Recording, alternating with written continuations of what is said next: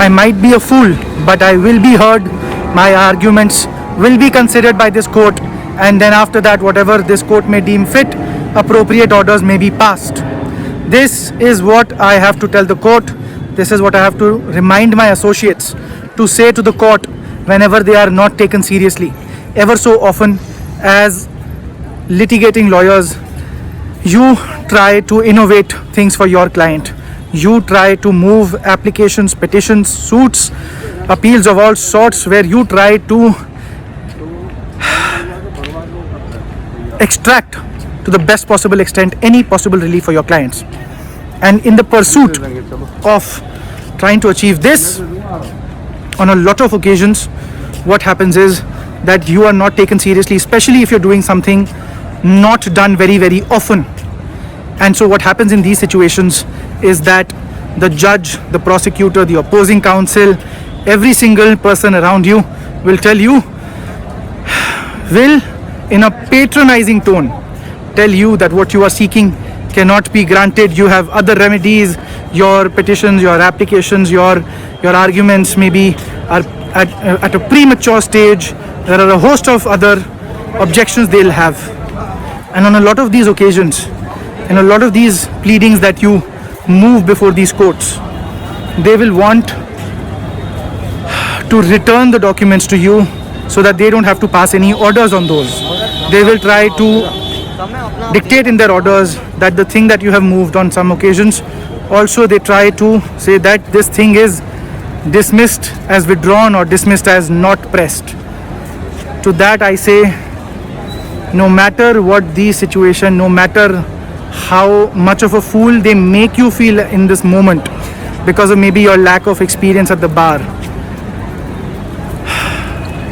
unless they make a very good point, you should not back down. You should instead say, I might be a fool, I might not know everything, I might not know anything about this particular thing either, but I may be heard, appropriate orders may be passed.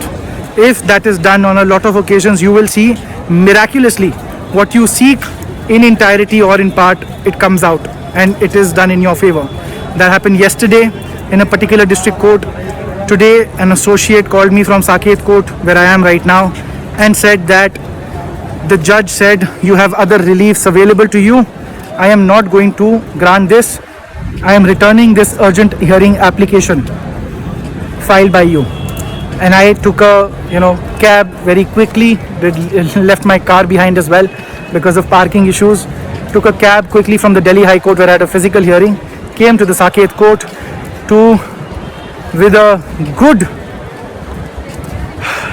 amount of fury in my mind, came to argue, to convince the judge that what I seek is not a very absurd claim.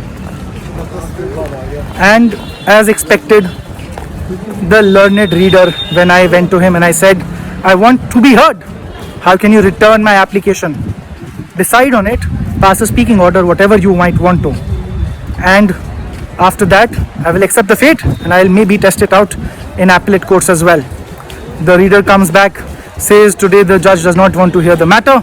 The matter will be heard at a later stage.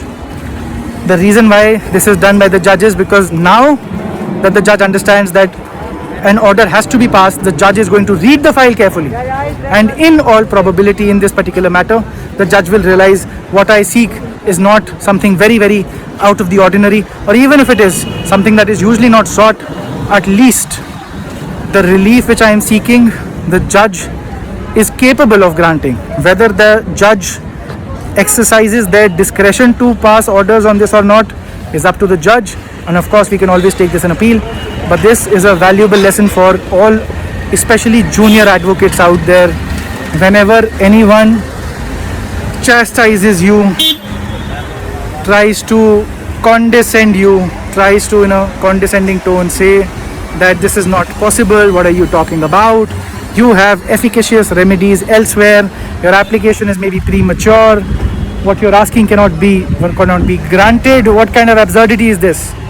To them, to all of them you reply, I might be a complete fool, but at least I will be heard. If you do not take me seriously, that is up to you, but at least I should have an order dictated telling me where I'm wrong.